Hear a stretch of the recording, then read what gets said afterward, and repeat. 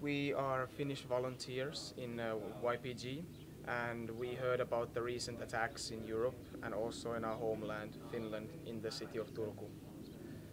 We would like to pay our respects to the victims and to the families of the victims.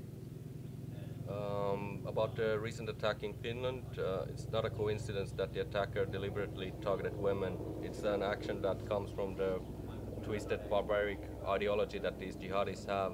But we as international volunteers are taking the fight to them here in the front lines of Raqqa together with the women of YPJ, who are not just fighting for the rights of women here in Syria and Rojava, but actually are fighting for the rights of women all around the world.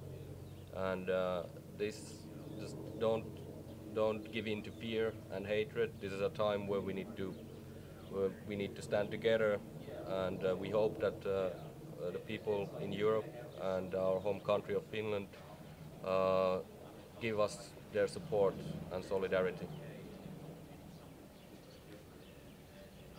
We would like to end this with sending a message to the people of Finland. Älkää antautuko pelolle, pysykää vahvoina, me olemme voittamassa tämän taistelun.